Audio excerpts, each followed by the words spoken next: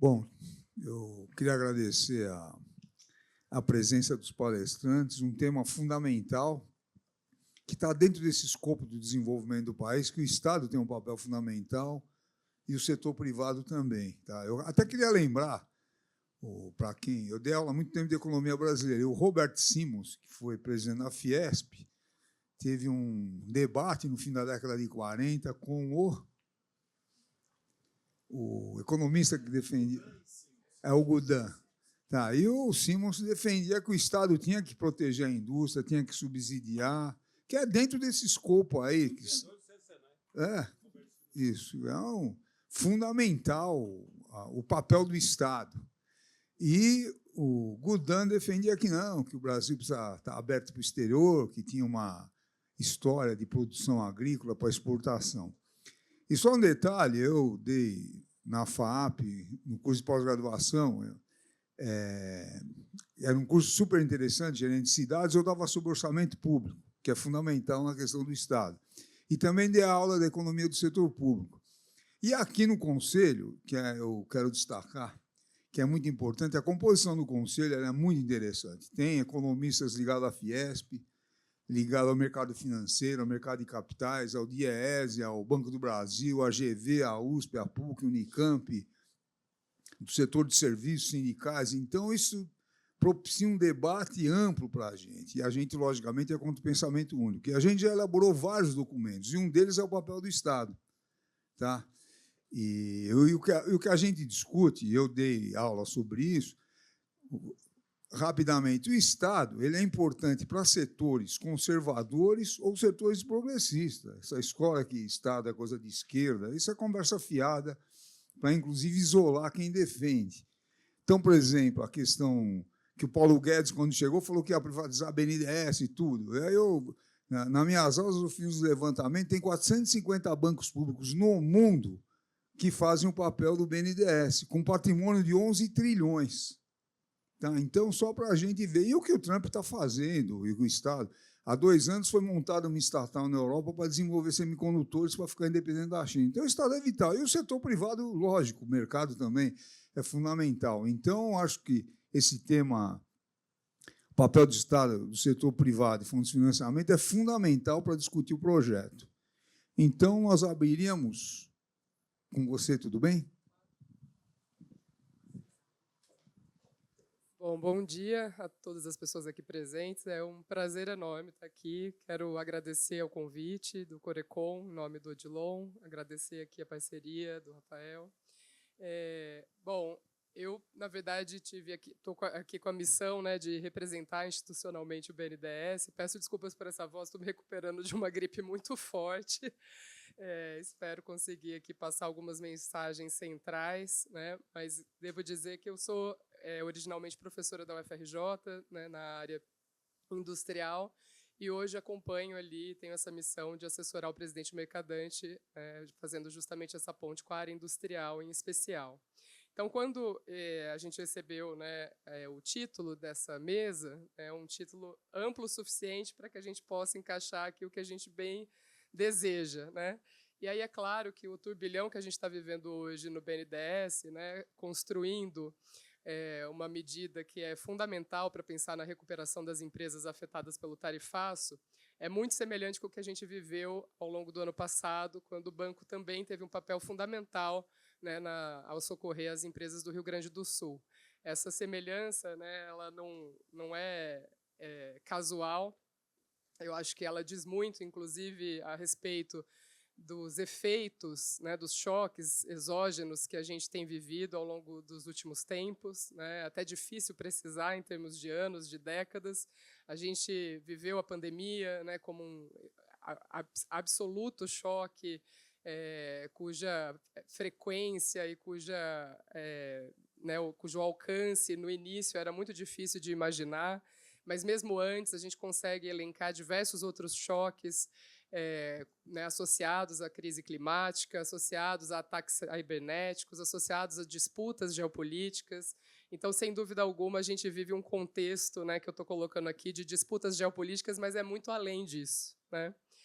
E o Rio Grande do Sul, né, foi, de fato, esse evento catastrófico, climático, E acho que a ação concreta que o BNDES teve, né, na recuperação das empresas mostra justamente isso que o Odilon estava falando. Não existe é um falso dilema, né, uma falsa oposição essa que muitas vezes é construída como um recurso retórico muito superficial, né? Essa oposição entre Estado e mercado. A gente sabe disso, qualquer pessoa aqui com a mínima formação, né, sabe que existe um propósito por trás dessa oposição construída.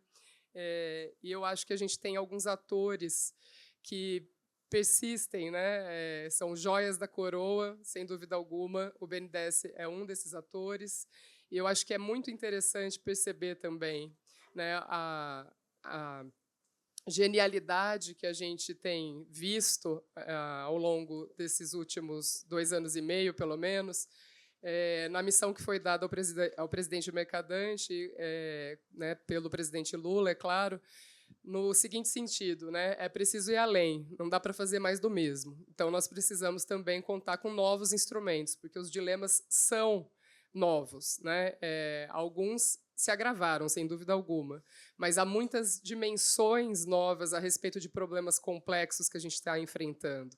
Então, se a gente continuasse usando os mesmos instrumentos, a gente teria um problema gigante, né? A gente não conseguiria abarcar todas as dimensões desses problemas complexos que a gente tem que lidar hoje em dia, né? Então, eu quero mostrar um pouco o que o banco tem feito, né, especialmente com esse recorte da estratégia de neoindustrialização, né, que é, claro, coordenada ali pelo MIDIC, com o vice-presidente Geraldo Alckmin. Né, não posso deixar de citar aqui a minha amiga Verena, que foi responsável pelo CNDI por muito tempo e foi responsável também, né, por idealizar grande parte da perspectiva teórica por trás da Nova Indústria Brasil. Também o secretário Wallace, né, hoje responsável também pelo CNDI, que tem comandado também a Secretaria do SDIC, que foi citado agora há pouco pelo professor Paulo Nogueira, como um dos pilares, né, desenvolvimentistas que está, de fato, ali com um papel muito importante no âmbito do MIDIC. Claro que, né,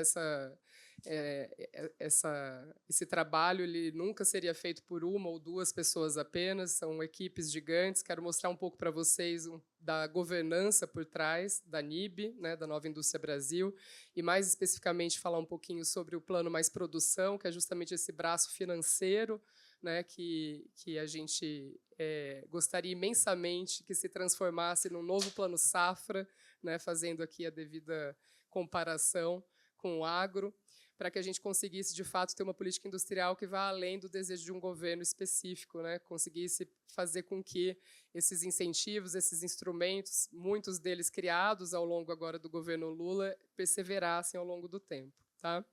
Então, quero fazer isso em tempo recorde, mas eu quero aceitar essa provocação de começar falando um pouco sobre o cenário internacional, né? Mais especificamente a política tarifária agressiva dos Estados Unidos, destacando aqui o papel do BNDES. Já vou me adiantar aqui e dizer que eu respeitosamente discordo do professor Paulo Nogueira Batista. Acho que a gente tem, sim, ido muito além da fala, né, da construção de narrativas. A gente já entregou ações concretas. O Plano Brasil Soberano é uma ação concreta. Né? É claro que a Lei de Reciprocidade Econômica também é outra ação concreta que demanda uma articulação com o Congresso. Então, no meu chapéu institucional aqui, eu não vou falar sobre a Lei de Reciprocidade Econômica, mas é impossível não comentar, né, porque, de fato, foi fruto de uma grande articulação, então é meritório também. Mas o Plano Brasil Soberano ele já tem, de fato, essa preocupação, né, de utilizar os instrumentos do Estado, utilizar os instrumentos dos bancos públicos para fazer frente às empresas, né, que estão sendo afetadas pelo tarifaço. Tá? Então, quero falar um pouquinho sobre isso, para depois entrar aqui na Nova Indústria Brasil e destacar alguns editais estratégicos para que a gente possa terminar um pouco com essa concepção, né, de que, para além dos instrumentos, também há áreas estratégicas que o banco tem um papel fundamental e que a gente tem, para além, né, daquilo que é usualmente associado ao papel de um banco público, né, de um banco de desenvolvimento, como o caso do BNDES, que é a mitigação de riscos, que é o impulsionamento da economia a partir dos investimentos de longo prazo, a gente tem ainda, né, a missão de abrir e atuar em mercados que a iniciativa privada, por conta própria, não faria, né? Ou ao menos não faria sem essa articulação, né, com a esfera pública. Então, a gente faz isso a partir de uma série de instrumentos que eu vou falar de forma bem panorâmica, né, e eu fico à disposição depois para dar mais detalhes. E a gente não faz isso sozinho também. Vocês vão perceber que os editais estratégicos, né, dessas áreas estratégicas, como minerais estratégicos, como Sustainable Aviation Fuel, né, o SAF, os biocombustíveis avançados, tanto para aviação quanto para marítimo, né, para transporte marítimo. Essas áreas a gente tem atuado numa parceria muito forte com a FINEP, né, então acho que é também um ator muito relevante aqui no âmbito da governança da ANIB. Tá? Mas deixa eu começar então aqui falando um pouquinho sobre esse cenário e já né, fazendo uso um pouco das provocações que foram feitas pelo professor Paulo Nogueira Batista. Né? A gente, sem dúvida alguma, está enfrentando, né, um momento disruptivo do ponto de vista do cenário internacional, né, das nossas ambições enquanto países em desenvolvimento, enquanto países emergentes, enquanto as cooperações Sul-Sul, né, tudo isso está sendo colocado em xeque, né, sem dúvida alguma.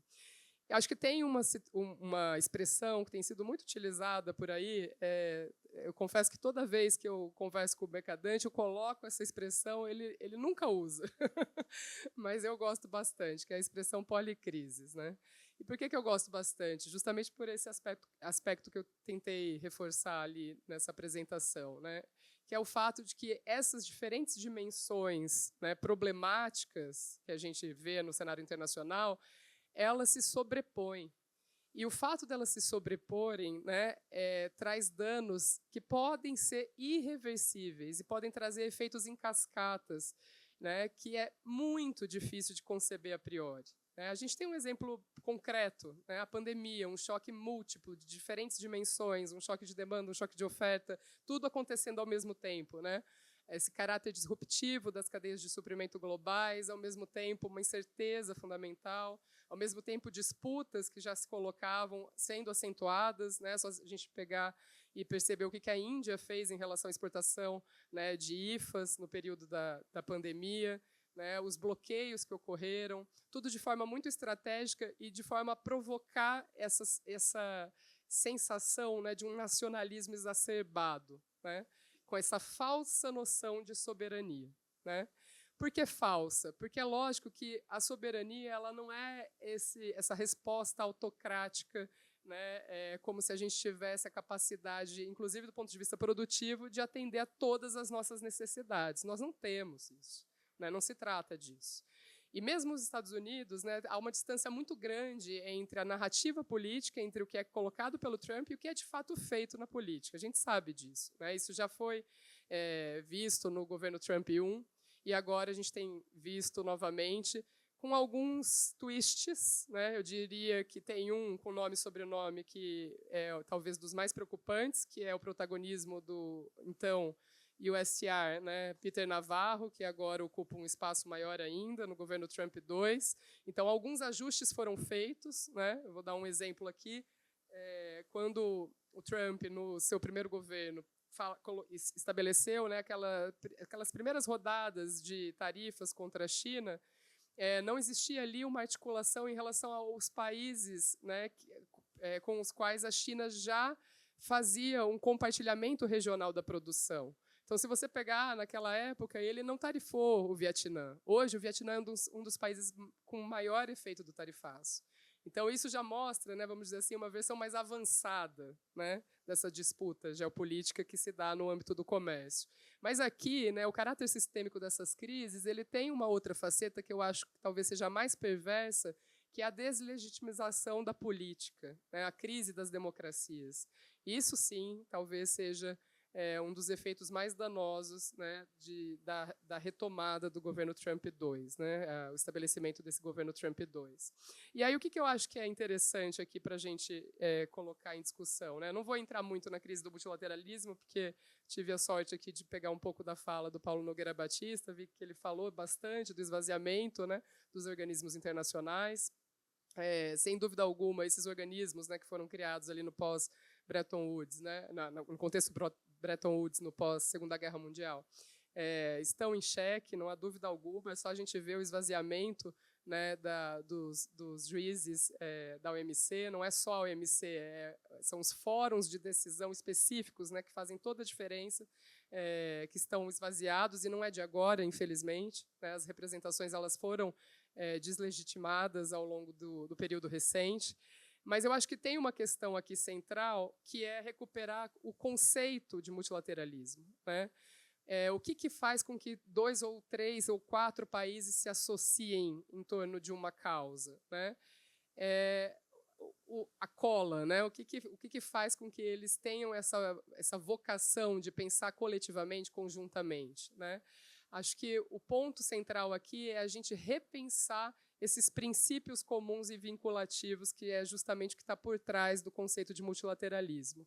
E aí eu queria fazer uma provocação, porque, sem dúvida alguma, o Brasil pode ter um protagonismo muito grande, né, nesse estabelecimento de um novo princípio vinculativo aqui comum, que, para mim, né, é justamente o colapso socioambiental. Se a gente não enfrentar com todas as armas, coletivamente, essa dimensão, né, da catástrofe que a gente vive hoje, a gente não vai conseguir ter respostas significativas. Essa resposta precisa ser coletiva, coordenada, né? E o Brasil tem um potencial gigante por diversas razões, né? A biodiversidade, a nossa capacidade, né, de diálogo, enfim, a gente tem, de fato, um potencial enorme. Nós já somos liderança em diversas áreas estratégicas, né, no campo da transição energética. E a gente vê, inclusive, que no mundo, na verdade, esse embate, né, de vivermos muito mais um momento de adição energética do que de transição energética, né? A Isabela Teixeira, ex-ministra do Meio Ambiente, fala muito sobre isso, justamente porque a gente percebe, inclusive agora, com a guerra da Ucrânia e todo o aumento de preço, né, do gás natural na Alemanha, todo o choque de preços que está ocorrendo de energia ali na Alemanha, eles postergaram a transição, né? Postergaram deixar de utilizar carvão como fonte energética. Então, isso é muito preocupante do ponto de vista da humanidade, né? E aqui eu estou pegando emprestado uma expressão do professor, né, professor já aposentado da Unicamp, ali da História, que é o Luiz Marx. Ele tem um livro que, para mim, é dos melhores livros que eu li recentemente, que é o Decênio Decisivo, né? O Decênio Decisivo é simplesmente um livro absolutamente impactante, que a gente precisa ler, né? É um compilado de informações do porquê que a gente precisa fazer frente de transformações estruturais, e é neste período, é até 2030 que nós temos para fazer isso, né?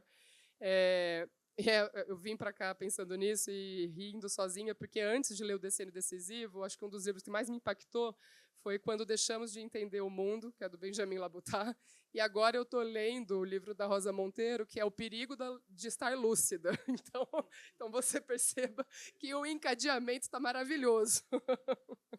Mas, dito isso, né, o Luiz Marx ele fala muito sobre as políticas de sobrevivência. Olha a terminologia, né? Acho que nós, economistas, temos muito apreço aos conceitos. A gente está falando de políticas de sobrevivência, não é política de combate à crise climática, é de sobrevivência da humanidade, né?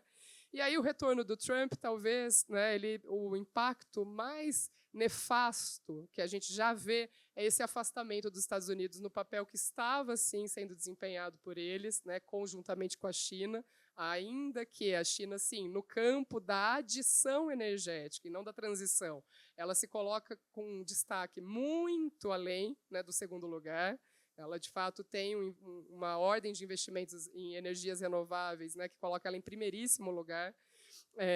Para vocês terem ideia, né, no âmbito do G20, ela é a primeira, nós somos os sétimos, né, e quando a gente pega os países emergentes, ela é a primeira, nós somos o segundo. Tá? Mas acho que esse afastamento dos Estados Unidos no papel dessa liderança, né, na governança ambiental e climática é um ponto muito relevante. E aí o método do Trump, como já foi falado, instaurando incertezas, né, fazendo com que esse mapa aqui ficasse desatualizado a cada semana. Né? Se vocês pegarem ali, ele ainda está atualizado por enquanto, mas daqui a pouco não vai estar mais. Né? E percebam que o Brasil é, sem dúvida alguma, né, com maior efeito direto do tarifaço, por enquanto. Né? Há ameaças que estão em curso contra a China, e é incrível, né, a certa, entre aspas, honestidade que tem sido colocada essas ameaças no campo justamente do comércio de minerais críticos, especificamente de terras raras. Né? Então, eu queria destacar ainda aqui, né, para além do método do Trump, o fato de que, no caso brasileiro, ele tem uma preocupação ainda mais latente, que é a da retaliação cruzada. A gente viu recentemente isso ocorrendo com a Índia, né, justamente como uma forma de pressão para que o tempo político, né, do fim da guerra da Ucrânia ocorra, né, a contento do presidente Trump.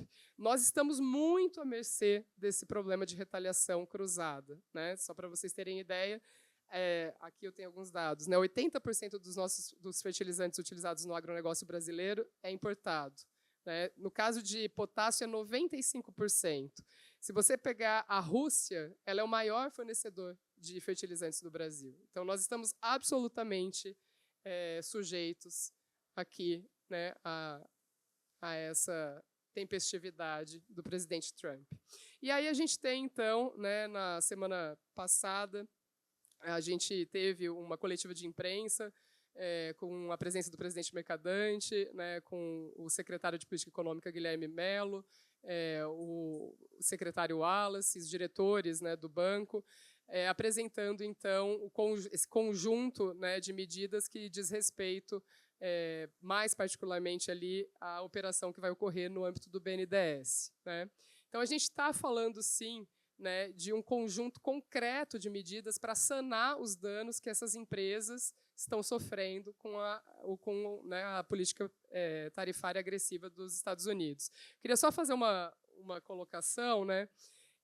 O Paulo comentou que os Estados Unidos, né, são responsáveis só por 12% das exportações brasileiras. Isso é verdade quando a gente pega o nível agregado. Quando a gente olha a indústria de transformação, é quase 80%, é 78%. Então, não é pouca coisa. Né? Então, a gente sabe exatamente, né, a gente consegue estipular, construir cenários para identificar aonde que nosso calo vai doer mais. Né? E não é por um acaso que a gente está vendo agora uma comitiva, né, do Ricardo Alban indo conversar em território né, estadunidense para tentar contornar ao máximo os efeitos para a indústria brasileira. Então, exatamente. Então, aqui, né, tem uma primeira estimativa. Né, o tarifaço aqui ele afeta quase 36% das mercadorias, né, que estão sendo enviadas ao mercado americano, o que representa 4% das exportações brasileiras. A gente conseguiu já fazer essa atenuação do que tinha sido anunciado originalmente pelo Trump, mas especialmente, né, talvez a grande vitória seja, sem dúvida alguma, no campo da aviação, mas há outras áreas, outros setores que estão sofrendo e sofrerão muito. Né?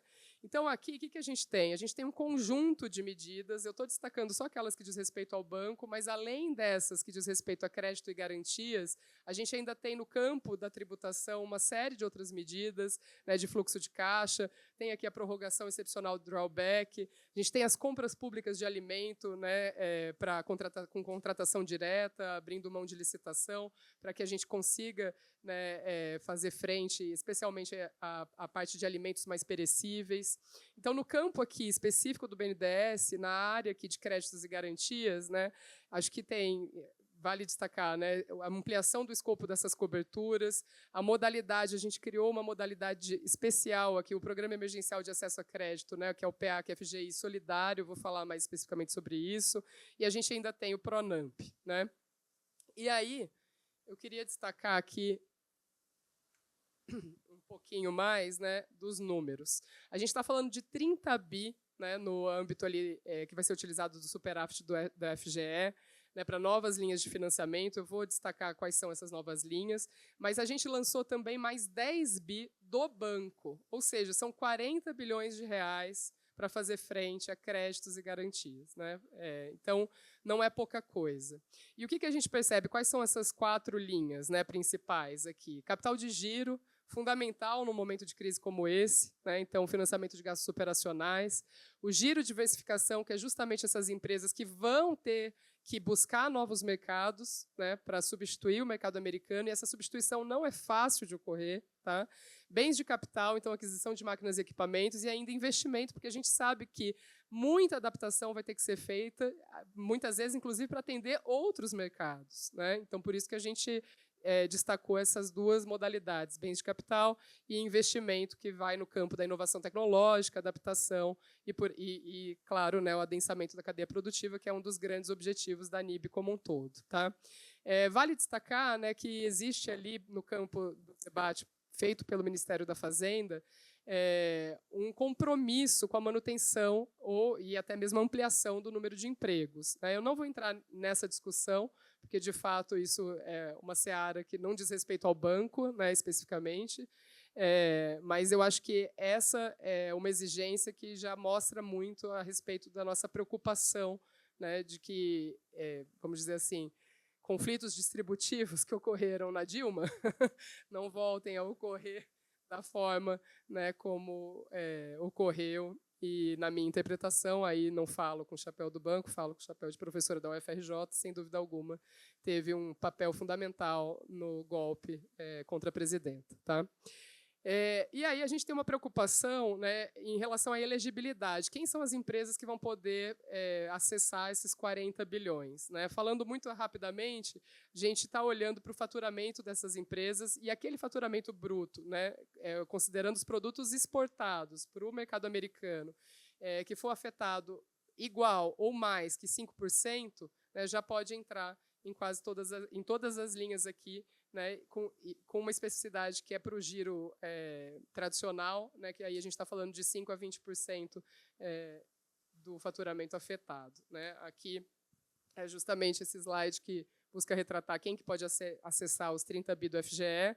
Né. Então, a gente está falando ali, a gente vai olhar o período de julho de 24 a junho de 25, né, o impacto maior ou igual a 5%, acessa giro diversificação, garantia do PA, que é FGI, no caso das micro, pequenas e médias empresas. Né? Quando a gente olha para um impacto maior, a gente quer, claro, prover mais subsídios, né? Subsídios entre aspas, né? Ofertar né, um amparo maior, vamos dizer assim. Então, pode, de fato, acessar todas as linhas e as garantias do FGI, PAC e do FGO, no caso das micro e pequenas empresas. Tá? E aí, né, isso tem tudo a ver, o Plano Brasil Soberano, tem tudo a ver com, como eu já disse logo no início, né, com a ação que já ocorreu no banco no âmbito do Rio Grande do Sul, mas com aquilo que a gente acredita que é papel de um banco de desenvolvimento do porte do BNDES. Né? Então, a gente está atuando justamente na mitigação de riscos de crédito e está contribuindo para a expansão das carteiras, né, facilitando especialmente o acesso a crédito de micro, pequenas e médias empresas. Tá? Então, a gente espera que, com um orçamento de 2 bi, a gente consiga alavancar 20 bi. No caso do Pronamp FGO, né, 1 bilhão vai girar em torno de 2,5 bilhões. Eu deixo essa apresentação para vocês, também como material para vocês poderem acessar. Tá? Aqui tem um detalhamento, talvez não tenha ficado tão nítido, né, a respeito das taxas de juros. É claro que, no caso de micro, pequenas e médias empresas, a gente vai ter taxas de juros muito mais interessantes. Né? Então, a gente está falando aqui, capital de giro gira em torno de 0,66% ao mês, né, no caso de micro, pequenas e médias empresas. As grandes é 0,82% ao mês. O capital de giro diversificação é 0,66% também. Aqui, no caso de bens de capital, né, a gente está falando de micro, e pequenas e médias empresas e grandes, né, com uma taxa de juros fixa de 0,58%. Modalidade de investimento também a mesma coisa. E aí eu queria falar um pouquinho mais aqui da linha de crédito própria do BNDES. O Mercadante já tinha falado, né, que teria novidade para além do que os jornalistas estavam aguardando. Eles esperavam que a gente falasse sobre como seria estruturado o Plano Brasil Soberano. E aí é claro que o banco quer ir além, então né, a gente colocou aqui, está colocando 10 bilhões, e a gente está colocando 10 bilhões que, claro, não consegue ter a mesma atratividade em termos da taxa de juros que vai ser cobrada, no caso do Brasil soberano, mas consegue ter alguma flexibilidade, né? Então, quem pode acessar? Empresas com produtos tarifados dos Estados Unidos, qualquer percentual de tarifa, né, e empresas de todos os portes, mesmo aquelas já atendidas pelas linhas do FGE. Né? Então, por isso que a gente está, inclusive, chamando de giro emergencial complementar, né, e de giro diversificação complementar, que é para não ter confusão com o Plano Brasil Soberano. Então, são 10 bilhões, né, e aí, como eu disse, a taxa de juros não é tão baixa quanto no caso do Plano Brasil Soberano. A gente está falando da taxa LCD, né, que está girando em torno de 1,15% ao mês, mais spreads bancários, no caso de capital de giro, e na modalidade de capital de giro diversificação, a gente está falando da taxa LCD ou do custo FAT cambial, que está girando em torno de 0,29 ao mês, mais a variação do dólar, mais os spreads bancários. Né? E aí tem ali um QR Code para vocês acessarem, né, todo o material do Brasil Soberano. Então, eu acho que, sem dúvida alguma, é um plano concreto, né, que tem esse caráter emergencial, é claro. Ele não é um pilar único. Né? A gente sabe que há muitas discussões sendo feitas a respeito de uma outra dimensão da soberania, que diz respeito à soberania digital. A gente espera que a gente possa falar sobre coisas novas, né? E aí que não dizem respeito particularmente ao banco, mas ao governo como um todo, né? Num período próximo. A gente está vendo essa movimentação, inclusive, no próprio Congresso, em relação à regulamentação das Big Techs. É difícil, né, dizer em que medida que isso vai conseguir avançar, mas há um grande espaço para que a gente avance enquanto país, né, na discussão sobre soberania digital, sem dúvida alguma. Né? Nós temos um potencial enorme também para não ficar à mercê, né, de outros países. Nós temos a necessidade, inclusive, né, o presidente Mercadante sempre fala isso, de desenvolver essa infraestrutura digital básica, né, para ter, de fato, poder computacional, para ter, de fato, um chat GPT que sabe quem é Paulo Nogueira Batista e que vai responder, né, sem vieses. Então, a gente precisa avançar nesse campo também, sem dúvida alguma. Então, deixa eu falar aqui um pouco. Odilon, você está controlando o meu tempo? Que eu tô... Então, tá bom. Deixa eu falar aqui um pouco, então, sobre o plano Mais Produção. Né? Como eu disse, ninguém faz política industrial sozinho, né? Muito menos no momento político que a gente vive hoje. Aqui, né, esse slide ele representa justamente os recursos coordenados entre as instituições que compõem, né, a Nova Indústria Brasil. E aí estou falando especificamente do braço financeiro da Nova Indústria Brasil, que é o chamado P+P, né, o Plano Mais Produção. A gente estimou, então, até 2026, né, investimentos da ordem de 611,3 bilhões. A estrutura aqui do que a gente está, né, os eixos, vamos dizer assim, temáticos, né, desses investimentos, estão caracterizados aqui em 4 frentes, né, que dizem respeito justamente àquela indústria que a gente deseja. Né? Então, uma indústria mais inovadora, mais digital, mais verde, mais exportadora, mais produtiva. É claro que há um conjunto de ações para cada eixo. Aqui eu queria só que vocês tivessem essa representação mais esquemática, abrangente, né, das composições aqui de quem está entrando aonde. Então, a gente tem o BNDES, né, que já colocou 75% do que está sendo prometido para ser colocado até 2026. Então, a gente está falando que a gente vai colocar 300 bilhões. Né? Aqui, queria mostrar para vocês que a gente já colocou 235 bilhões, sendo que 225,8 em renda fixa e quase 10 bilhões aqui em renda variável com os fundos de investimento, que talvez seja, né, uma das formas mais aparentes de mostrar essa associação com o setor privado, inclusive. Então, aqui, né, a gente tem um portal de transparência, a gente preza muito por isso. Né, esse é outro aspecto que é muito exaltado pelo presidente Mercadante, pelo diretor Gordon. Então, esse portal de transparências vocês conseguem acessar a qualquer momento, ele é atualizado trimestralmente. Né? O BNDES é uma instituição que já recebeu essa premiação de instituição mais transparente da República. Né? Acho que é algo meritório que a gente deve reforçar. Então, aqui, a gente é muito acusado, né? A gente ouve muito isso no debate mainstream, vamos dizer assim, de que o banco ele acaba fazendo uso de taxas incentivadas e de que isso é um problema, né? Na verdade, a maior parte dos recursos do P+P, né, do Plano Mais Produção, não diz respeito a recursos que fazem uso de taxa incentivada. Taxa incentivada a gente reserva para 3 instâncias particulares, que diz respeito à inovação, digitalização e descarbonização, né, o âmbito verde, vamos dizer assim. Então, sem dúvida alguma, né, essa crítica é uma crítica infundada que não tem nem pé nem cabeça. Tá? Aqui eu queria representar muito rapidamente, né, aquilo que eu estava falando sobre a necessidade de ter novos instrumentos. Então, se a gente pegar até ali o momento onde, né, o presidente Mercadante assume a presidência do BNDES, o banco dispunha de 2 instrumentos, né, 2 ferramentas aqui, TLP, Selic. Vejam, né, o que a gente já dispõe hoje. Então, a gente vai muito além de TLP e Selic. Né? Lembrando que a gente, né, tem que... Claro, uma questão muito forte que o diretor Nelson fala em diversas oportunidades, que é justamente a diversificação de fontes, né, de funding do banco. Essa é uma questão que tem sido endereçada pela diretoria do Nelson Barbosa. Mas aqui eu estou falando particularmente da capacidade que o banco tem de fazer frente às necessidades da indústria, do agro. Né? Então, aqui, apenas com TLP e Selic, a gente não conseguiria fazer tudo que a gente tem feito. Né? Então, eu queria destacar aqui, né, a genialidade que foi a capacidade de articulação que esse governo teve para conseguir colocar no mercado a LCD, né, que é basicamente o título de crédito, né, como, acho que normalmente as pessoas conhecem a LCI, a LCA, a LCD, né, a letra de crédito de desenvolvimento, absolutamente semelhante à LCI e LCA, mas focado aqui em projetos de infra, projetos para a indústria, para MPMS, né? E a gente tem ali um limite de emissão de 10 bilhões por ano. Tá? Então, a gente está falando aqui, né, de uma linha que tem essa proteção do FGC e que está ali, tem esse recorte de 10 bilhões por ano.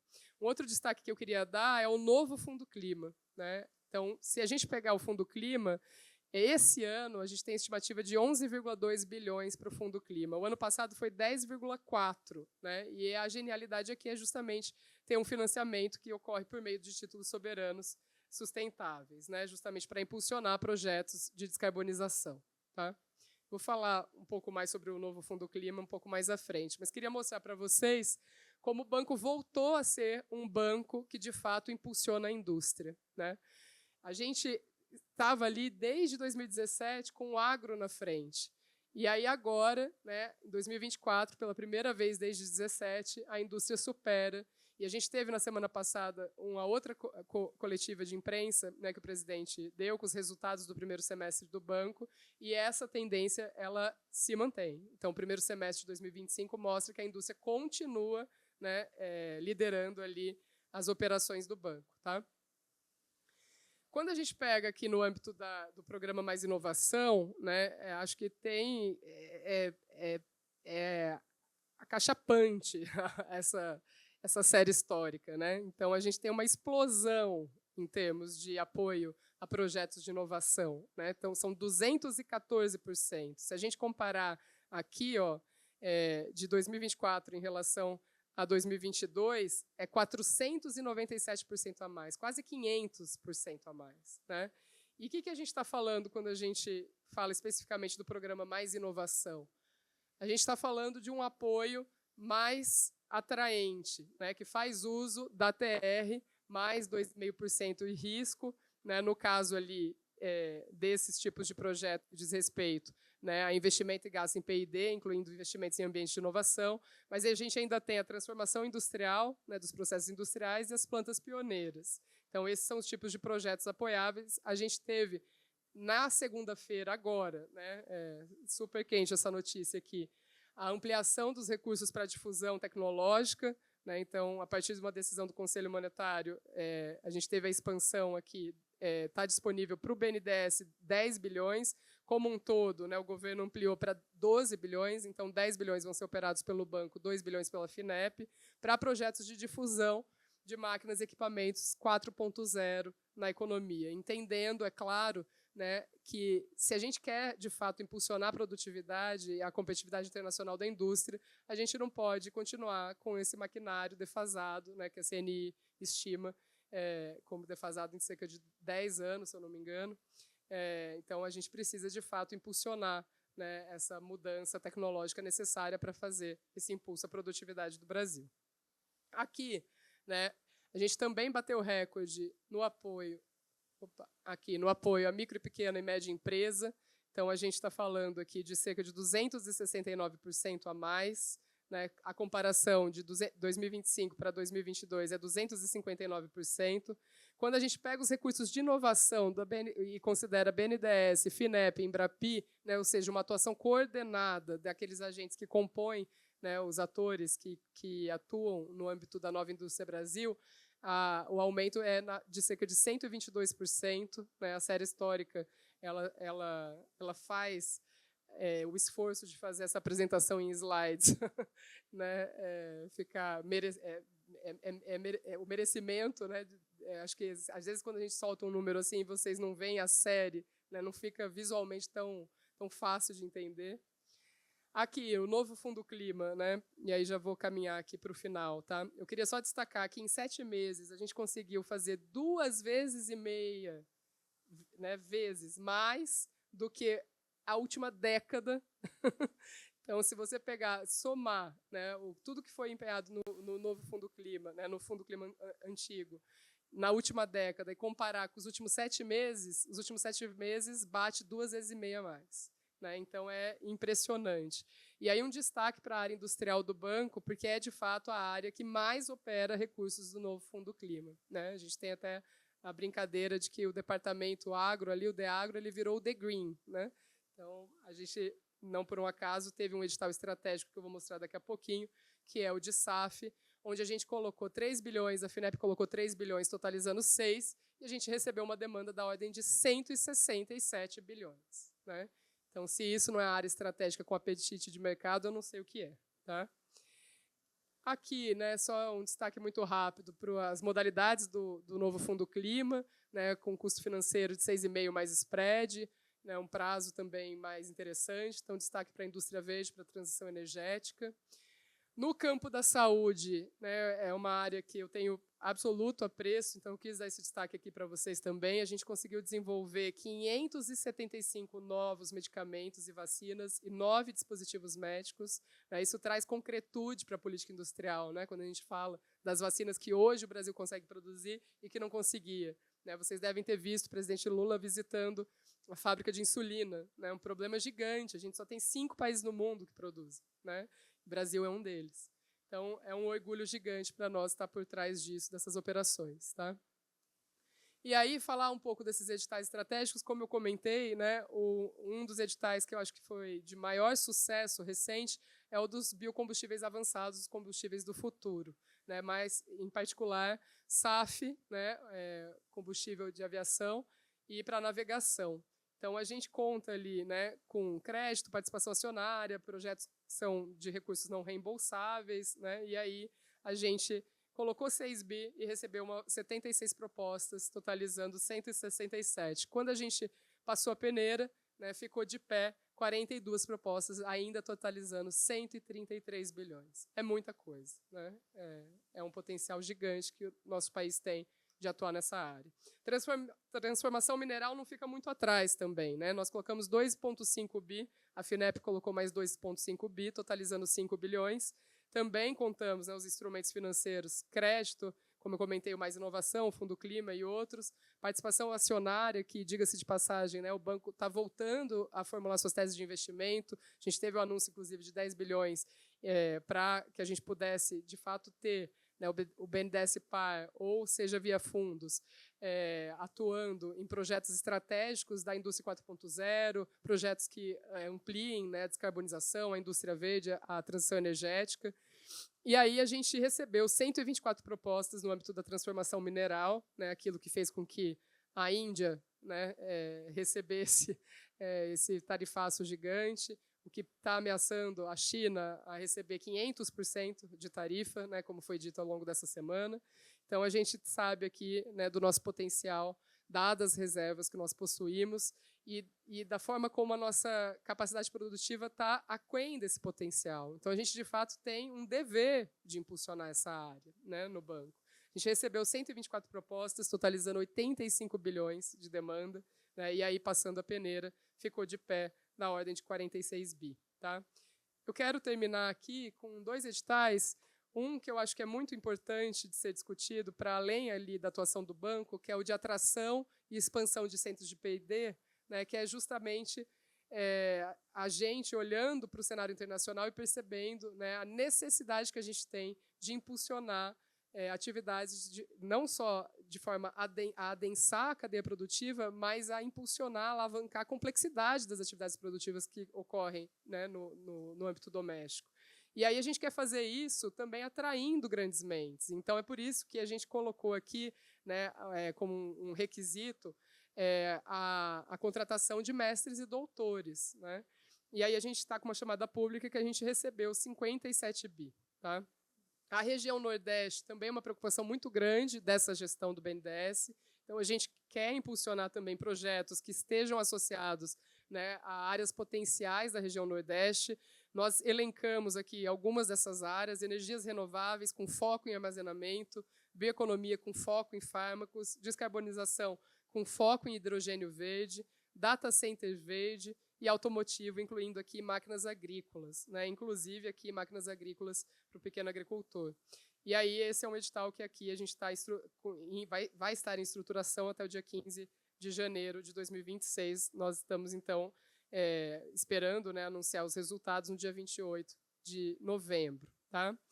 É isso. Espero ter passado uma mensagem mais né, completa a respeito das atuações do banco. Eu acho que o banco é um ator central, né, para essa recuperação que a gente tem assistido da indústria brasileira.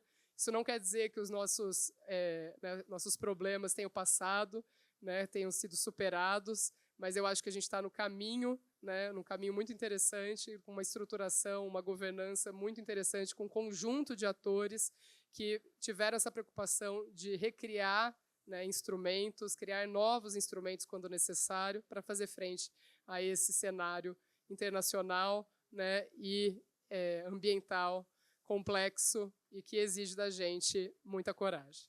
Obrigada.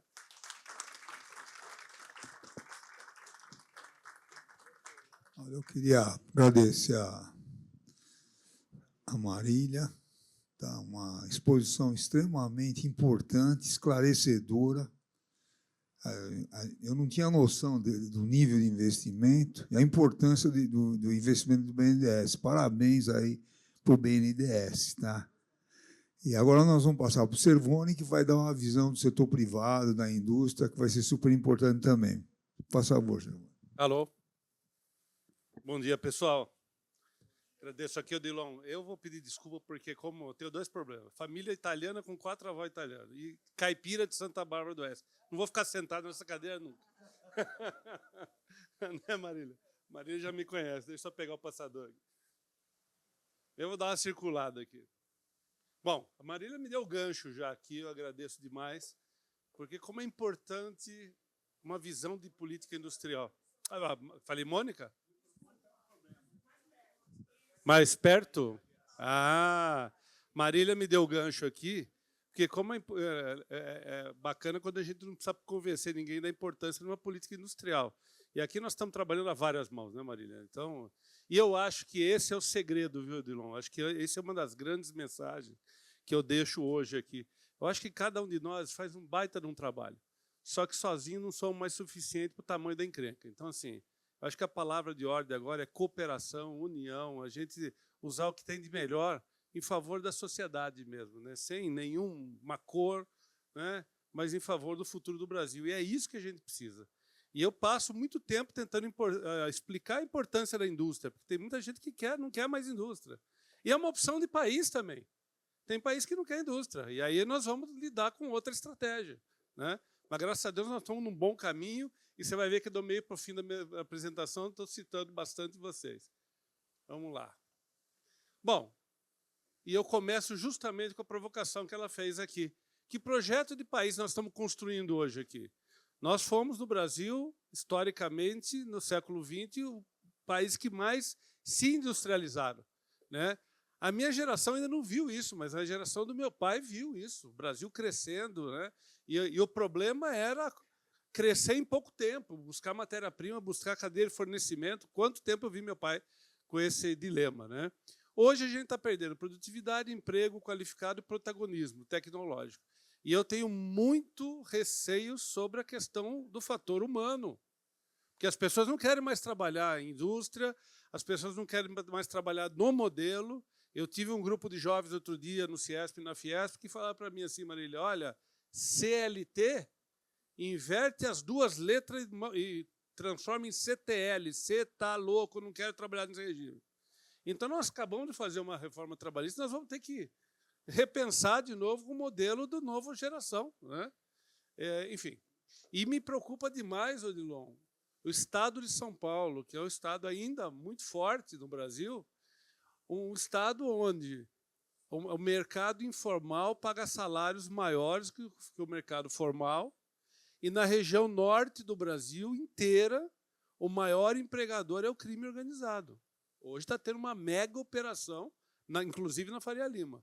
Então, nós temos que tomar muito cuidado que modelo nós vamos ter no Brasil. Nós estamos condenados, então, se assim não fizer uma estagnação, como é que a gente pode retomar essa discussão e qual o maior aprendizado que nós tivemos, inclusive, da Covid? Eu acho que ficou muito claro para o mundo que países mais industrializados sofreram um pouco menos que países menos industrializados. Olha a confusão que deu naquela época. Eu lembro do presidente Obama lá, quando ele... Eu tenho mania de tirar foto de presidente europeu e americano no dia da posse. E depois de 6 meses, 1 ano, estão tudo cabelo branco, né? E eu lembro do Obama falando isso. Ele falou assim, olha, nós estamos, estatisticamente, de 100 em 100 anos tem uma pandemia. Se a gente não... Ele está discutindo isso na ONU, né? Se a gente não tiver um protocolo de como lidar na próxima pandemia, que já venceu os 100 anos, não é se, é quando vai acontecer, cada um vai ser cada um por si, Deus para todos. Foi o que aconteceu. Nas escolas do Senai nossa, nós estávamos produzindo no topo da Covid, máscara, protetor facial, face shield, espessante para álcool gel, as nossas cozinhas produzindo comida porque as pessoas começaram a passar fome. Então, assim, né, acho que foi muito importante. E sem reindustrialização, o caminho fica mais difícil. Por que, então, é importante a indústria de transformação? Primeiro, por uma correlação direta do PIB per capita. Se vocês olharem aqui, vocês vão ver que nas décadas de 50 e 80, né, a indústria cresceu e o PIB per capita cresceu. Depois nós tivemos, até no pós-80, uma estagnação da indústria, com uma estagnação também do PIB per capita. E aqui é uma outra lição.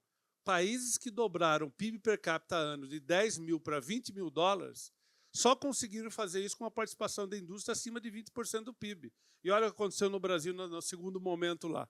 Nós demoramos 39 anos para dobrar o PIB de 5 para 2 mil dólares, porque coincidiu com um período de industrialização mais fraca.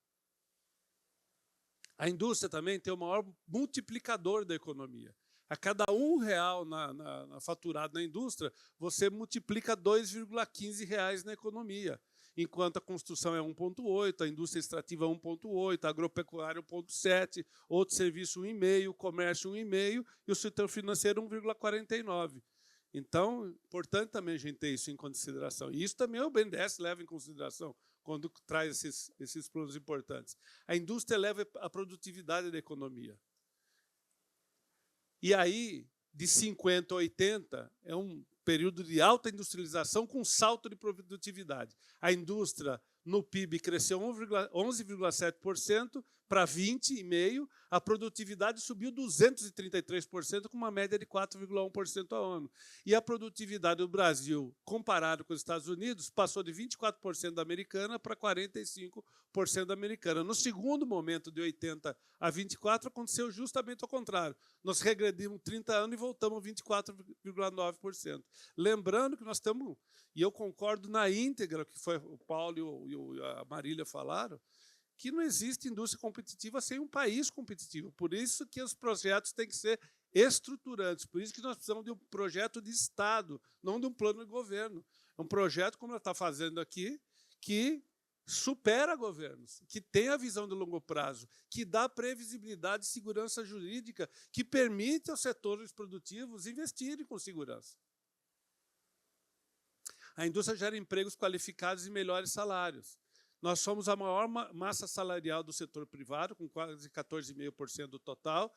Nós somos o principal empregador acima de 5 salários mínimos, né? E 5 salários mínimos é a média da entrada de economias desenvolvidas e o segundo maior empregador do setor privado do país. A indústria é líder em investimentos, inovação e PD. Aí é lavada. Nós somos responsáveis por 69% dos gastos totais do Brasil em inovação e 67% em pesquisa e desenvolvimento do Brasil. A indústria é o setor que mais arrecada tributos. E essa é uma reclamação nossa. Nós temos 11% do PIB e 30% da carga total nas costas. É duro você correr e competir. E a Marília falou muito bem, o Paulo também lembrou isso aqui. Quando a gente concorre com qualquer país que seja no mundo, inclusive com a China, a nossa indústria não está concorrendo com a indústria de lá. A nossa indústria aqui está concorrendo com o país de lá. É uma concorrência com o país e não com o setor, nem com uma indústria específica. Então, é difícil. Por isso que a gente tem um mercado aberto? Tem, mas nós temos que ter primeiro isonomia competitiva. Então, nós temos uma lição de casa. E vamos lembrar que nos últimos quase 80 anos, 90% dos problemas que a gente enfrenta no dia a dia são aqui dentro, não são de fora. Nós temos que resolver fazer o nosso dever de casa. A indústria precisa fazer também o seu dever de casa. Eu não falo, como eu já escutei de muitos antecessores meus, somos competitivos do portão para dentro, do portão para fora, que é o problema. Mentira, nós estamos com problema de produtividade aqui dentro. Lançamos no Senai São Paulo, há 3 anos e meio, um projeto de retomada da produtividade e nós já estamos com 30 mil empresas participando. O foco são as pequenas, micro, pequenas e médias empresas, as grandes entram incentivando a cadeia produtiva e nós estamos com 30 mil empresas que aumentaram, na média, 38% a produtividade. Olha como estava ruim, né? E a gente tem que estimular muito isso, e o BNDES é parceiraço desse programa, né? A transformação digital, e agora estamos com uma jornada de descarbonização, nós estamos ensinando as empresas a mapear a pegada de carbono, mitigar e transformar isso como um elemento de competitividade. Então, está aqui que eu falei, 10,9% de participação no PIB com 26,8% de carga tributária nas costas, né? E se a indústria é tão vital, por que o Brasil está desindustrializando? O Brasil está fazendo uma desindustrialização precoce. Os países industrializados, como Estados Unidos e União Europeia, começaram a desindustrializar no momento que o seu PIB per capita estava acima de 25 mil dólares. Nós começamos muito antes. Isso é um perigo para o país. E quem é super desenvolvido, como o próprio Estados Unidos, está lá, quebrando a cara. Agora o Trump dizendo que vai reindustrializar em 2 anos. Não vai conseguir. Não é só atrair uma empresa. E a cadeia produtiva, a cadeia estratégica, a pesquisa e desenvolvimento, todo esse trabalho que o BNDES está fazendo também. Não é assim no estalar de dedo. É muito mais difícil você reindustrializar do que você, né, perder a indústria. Você perde rápido, mas recuperar é muito difícil. Os desafios, então, custo Brasil é uma enorme dificuldade. Né? Nós temos uma mandala lá, feita pelo Haroldo, nada de braçada nisso, 1,7 trilhões de reais comparado aos países da OCDE comparáveis ao Brasil. E aí, numa mandala que vai em fatores sistêmicos e fatores de competitividade, né? Mas o que a gente precisa aqui, não dependemos só de estratégias empresariais, mas de políticas públicas estruturantes, que é isso que nós estamos vendo aqui com a Marília. Olha só para lembrar dos fatores de custo Brasil, do lado direito está pequenininho lá, mas da última coluna da direita ali, do 100%, 51% da encrenca está em tributação, que dá um impacto de 12,2%. Se somar com juros, nós vamos ter metade, um pouco mais de 24%, de 12% com 17% do total ali, só nesses 2 fatores. E olha o que acontece, a nossa carga tributária é superior à média dos 15 principais parceiros comerciais. Dos 10 dos 15, nós estamos atrás. Estou voando baixo aqui, Dolhão, porque eu sei que você está atrasado. Taxa de juros é a segunda maior componente do custo do Brasil. E a rentabilidade, para nós na indústria, é muito menor que a aplicação financeira. E olha o cuidado com a nova geração. Você forma um engenheiro, ele vai para o setor financeiro. Ele quer aplicar, ele quer criptomoeda, ele quer isso. Ser trilhardário rapidamente. Né? Se falasse para o meu avô, eu apanhava de correia de máquina têxtil. Porque assim, ele falava assim, ó, quer ficar rico? Enxadinha na mão, véio, vai trabalhar. Não é ganhar dinheiro fácil, não. Né?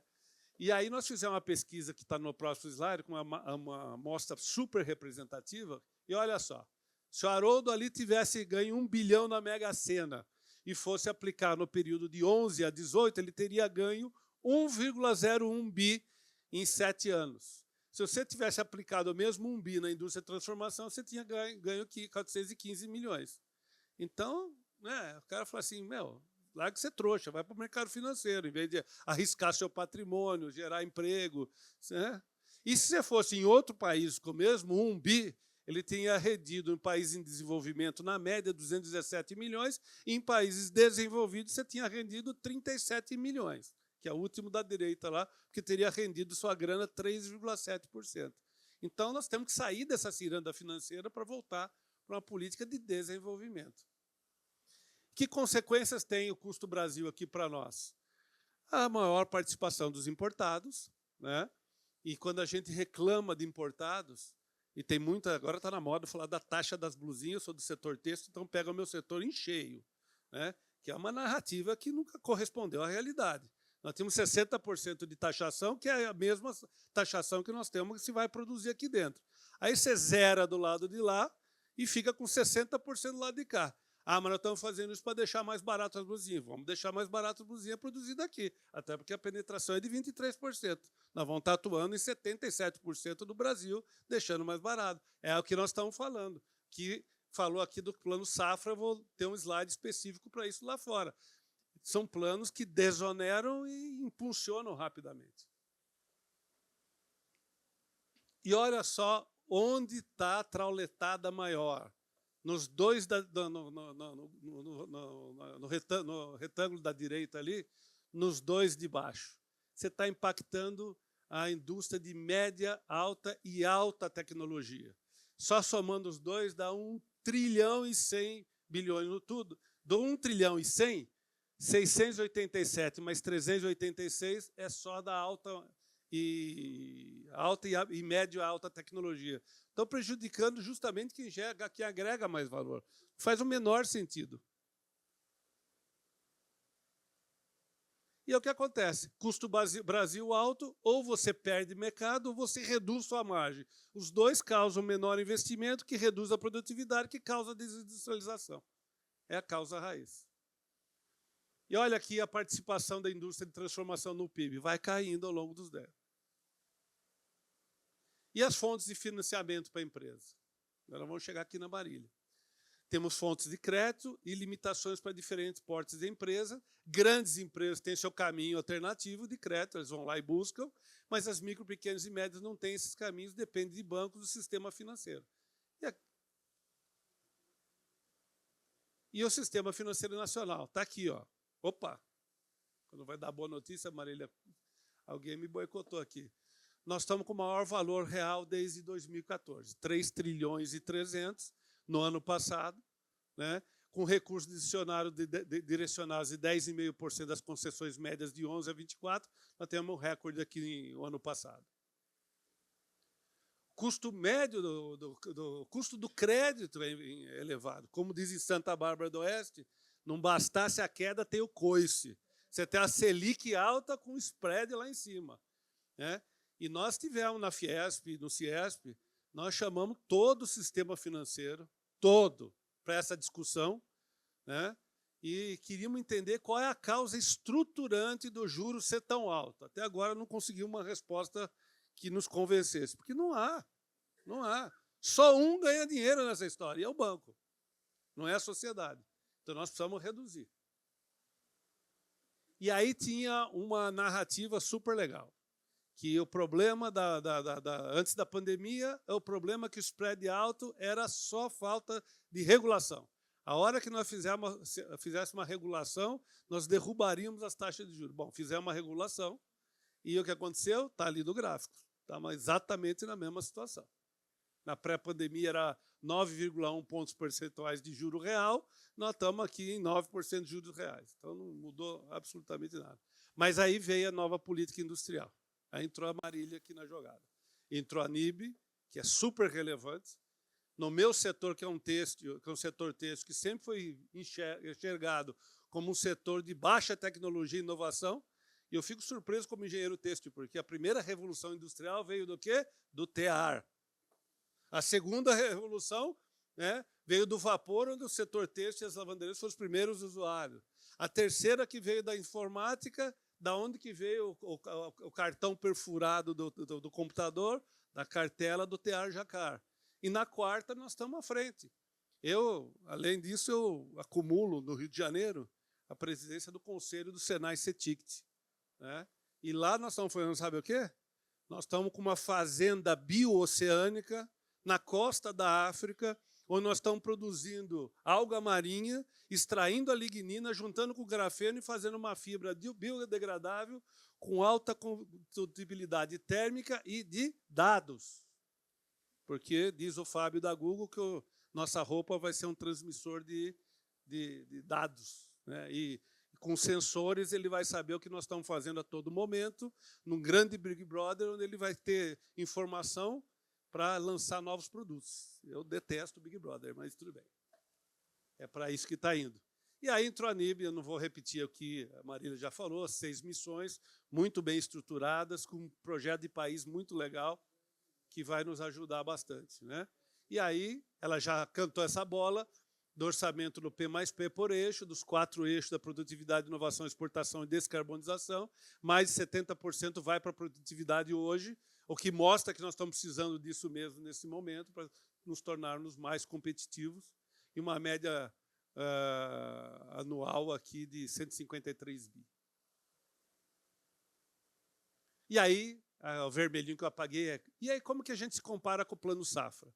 E é importante mostrar o Plano Safra. Eu não estou aqui para criticar o agro, pelo contrário, é para mostrar que quando você tem um plano de longa duração, e entra governo, entra esquerda, entra direita, entra centro, entra qualquer tipo de ideologia, o Plano Safra está lá. Ele está mantido, ele só cresce, ele nunca cai.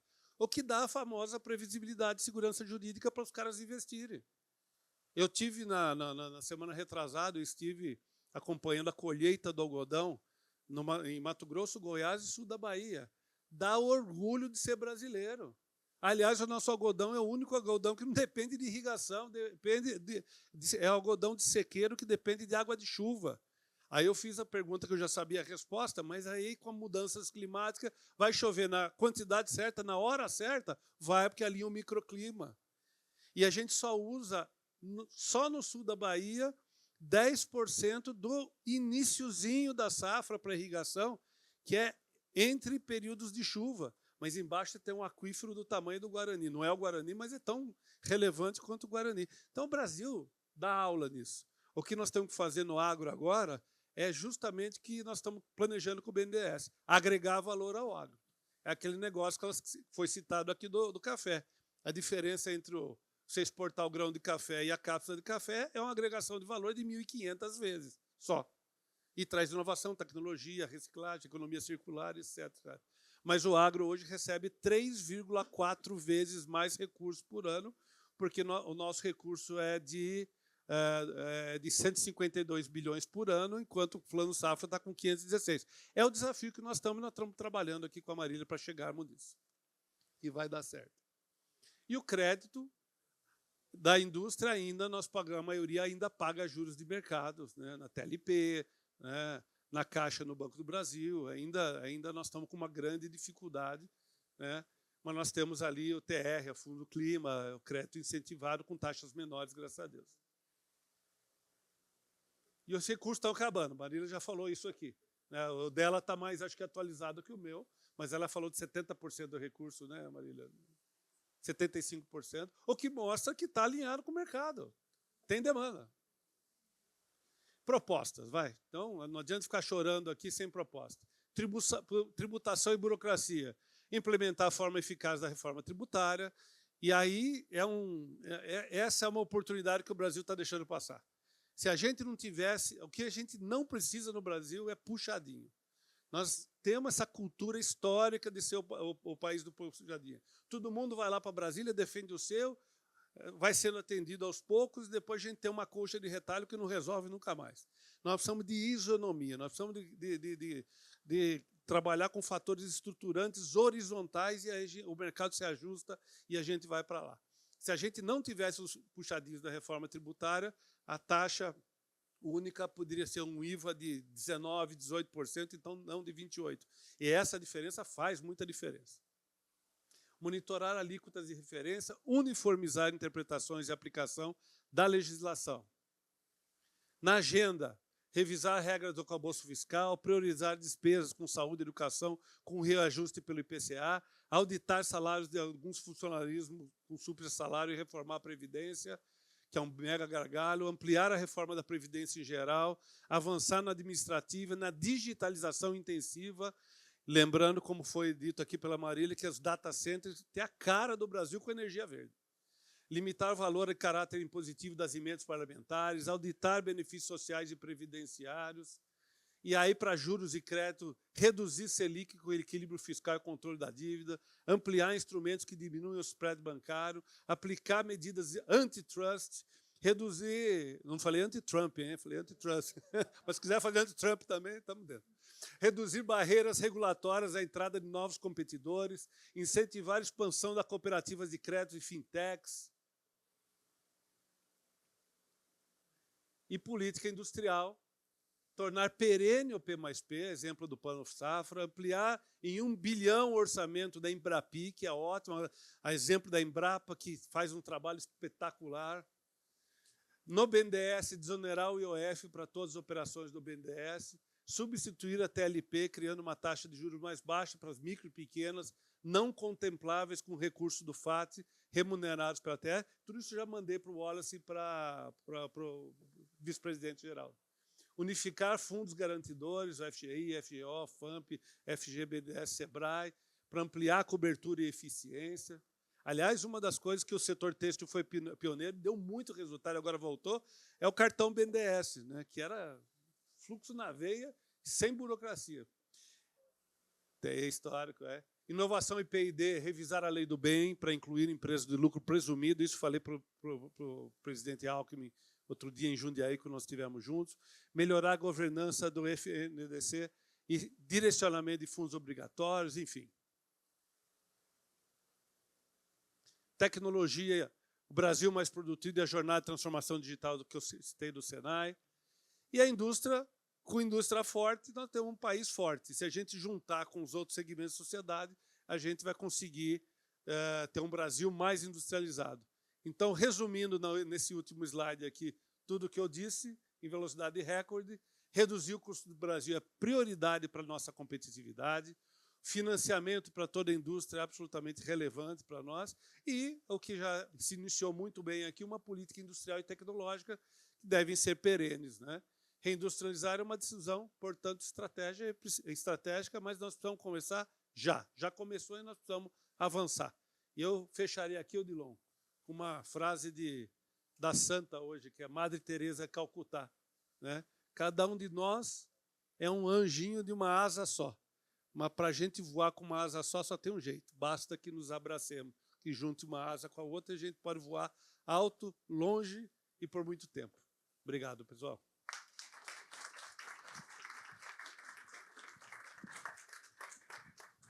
Queria agradecer o Cervoni. Acho que, como a Marília, foi um conjunto de informações extremamente importante que eu tenho a certeza de grande parte de nós não conhece. Tá? Isso, a gente tem que disseminar essas informações, nós economistas. E só uma pequena questão que eu acho que é importante. Todo começo de ano, quando ia dar aula, eu perguntava para os alunos, qual é o peso do agronegócio no PIB brasileiro? 40%, 50%. A agricultura dentro da fazenda é 7%, agropecuária. E o agronegócio é em brincamento com a indústria, a montante e a jusante. Só que ninguém discute isso, só que o agro é pop, faz uma campanha. E a indústria, que tem um papel fundamental, ninguém dá a mínima, pelo que você mostrou. Então, rapidamente, a Marília vai ter que sair. Acho que a gente podia fazer 3 perguntas, se ela puder ficar. Se você não puder, tudo bem, Marília. Tá? Eu queria fazer uma pergunta, viu? Rapidamente, o seguinte, tem gente que fala que o Brasil já perdeu a sua vez no desenvolvimento de altíssima tecnologia, semicondutores, etc. Vocês acham que é possível a gente alcançar os outros países? Porque eu acho que sem isso, a minha opinião pessoal, nós sempre vamos ficar à margem. Perfeito. Tá pegando? Tá, né? Gente, desculpa, eu tenho uma reunião a 1h, como atrasou, eu vou ter que sair em 5 minutos. Mas, Odilon, acho que essa pergunta filosófica, né, que dá para começar e dá para terminar o semestre com os alunos, né? Bom, se eu não acreditasse que dá para a gente ser uma liderança, né, nessas áreas estratégicas, acho que eu não tinha me dedicado nem à docência, nem estava trabalhando agora no BNDES. A gente, né, eu citei aqui algumas áreas estratégicas que a gente já possui essa liderança, né? No âmbito digital, né, a gente está tentando impulsionar de fato, né, a concepção de data centers verdes que de fato né, não briguem com os recursos naturais que nós temos de sobra, que não façam nenhuma espécie de prejuízo, né, nem social nem ambiental. Então, e que, claro, consiga impulsionar o desenvolvimento tecnológico com todos os serviços digitais que são necessários para as empresas operarem hoje, com as suas especificidades também, né? A gente está falando de, muitas vezes, nuvens compartilhadas de governo, nuvens para soluções de IA, né? Coisas que são mais específicas e que a gente poderia até fazer uma rodada só para discutir, né, toda essa dimensão da soberania digital. Me orgulha muito até lembrar, né, que quando o presidente Lula assumiu, a empresa Ceitec estava ali na lista de liquidação, né, rapidamente foi uma das primeiras empresas que foi tirada dessa lista de liquidação. Então a gente conseguiu reverter isso a tempo, né? A Ceitec é uma empresa que tem um potencial de liderança na área de semicondutores gigante. Empresa, né, brasileira ali, situada no Rio Grande do Sul, com todo o potencial para operar, inclusive para além do mercado doméstico. Agora, de fato, a gente precisa elencar essa dimensão como uma prioridade de governo. A gente tem visto, né, esse movimento. Agora, hoje, a gente tem o Comitê Interministerial, né, de Transformação Digital no âmbito do governo. A gente teve, o ano passado, sendo lançado o Plano Brasileiro de Inteligência Artificial, né? Então, temos ações, só que, de fato, a gente precisa né, fazer com que essas ações cheguem na ponta, né? Eu acho que essa é uma preocupação que eu, particularmente, tenho muito, pensando em toda a questão da polarização política e da perenidade dessa política, da importância que a gente dá para um desenvolvimento produtivo que seja inclusivo do ponto de vista social e que tenha essa preocupação ambiental. Né? A gente quer ver a continuidade desse projeto. E se a percepção popular não conseguir, né, abarcar esses avanços que a gente consegue retratar aqui, né, eu mostrei diversas séries históricas com recorde. Se a percepção popular, né, não consegue contemplar esses avanços, a gente morre na praia. Né?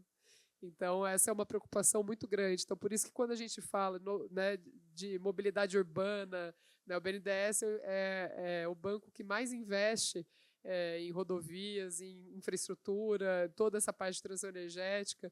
Né, a gente precisa conseguir fazer com que, de fato, a população né, usufrua dos benefícios de tudo isso que a gente está querendo avançar enquanto país. Né? Então, é isso. Tá? Desculpa, eu vou ter que me ausentar, gente. Vou deixar aqui vocês uma discussão excelente aqui com o Rafael, com o Odilon. Obrigado. Viu? Queria agradecer novamente a Marília.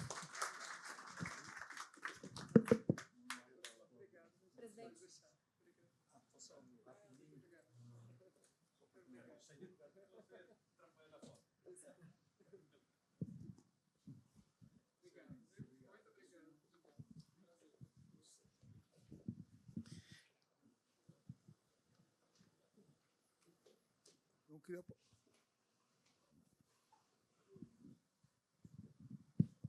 Oi.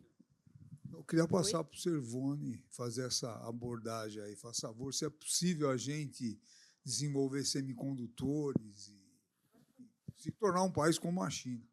Eu acho que é sim. E o Brasil Você sabe que o Brasil sempre faz do limão uma limonada. Quando uma vez eu visitei Aramar, que é uma unidade da Marinha que faz o enriquecimento de urânio, né, para os submarinos, lá do projeto submarino, né? Eu vi uma coisa bastante semelhante, assim, coisa que envolvia altíssima tecnologia. Quando você tem aquelas centrífugas, elas rodam a 10.000 RPS, ou seja, rotações por segundo, não é por minuto. Então, é uma velocidade brutal aquele troço lá. E os americanos, naquela época, estavam loucos para vir para cá, porque o presidente Lula, acho que estava no primeiro ou segundo mandato, acho que era no primeiro, e os americanos estavam preocupados, então o que eles fizeram? O segredo daquele 10.000 RPS é o rolamento. É um rolamento de altíssima tecnologia para aguentar aquilo, porque se quebra um rolamento nisso, dá um efeito cascata e vai derrubando toda a torre, esse com um troço que está enriquecendo urânio.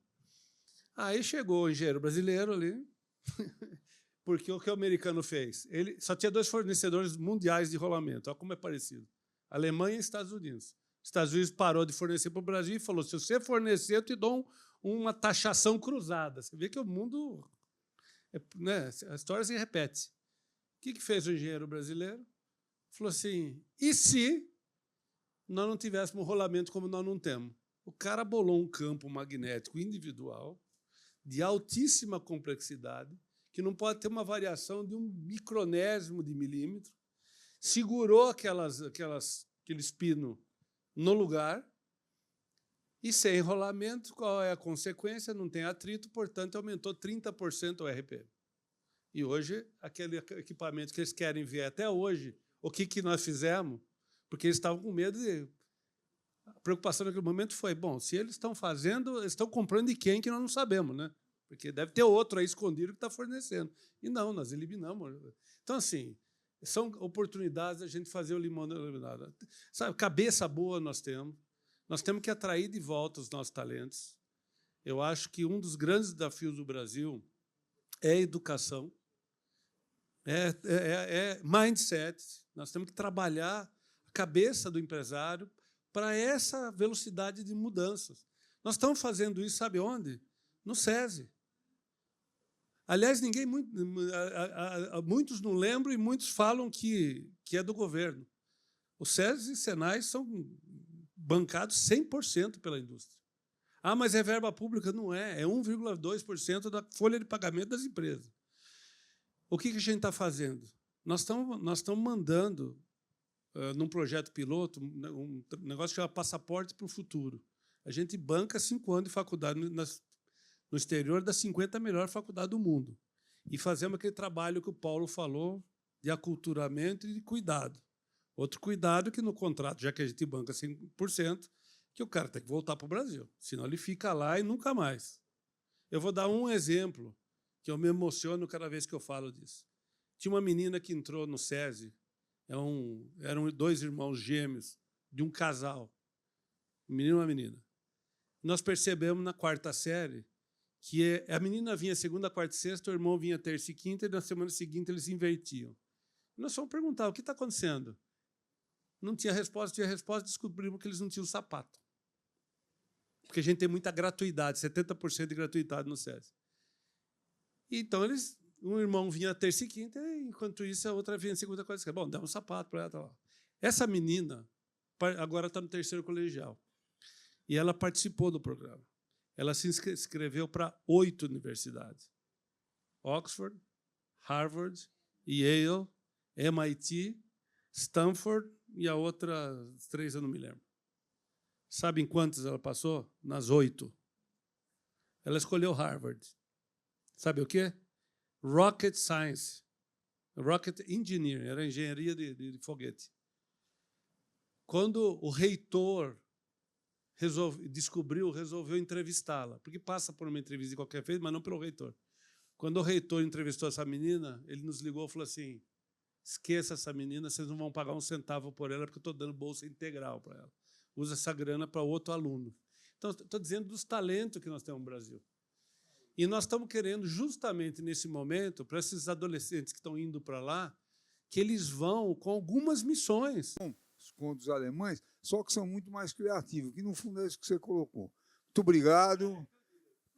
O Embraer, que os americanos não querem levar os... Então, o que eu pediria é para a gente estar 1:55 aqui, para a gente poder, com o Márcio Postman, aí, ter tempo e as outras palestras. Muito obrigado, pessoal.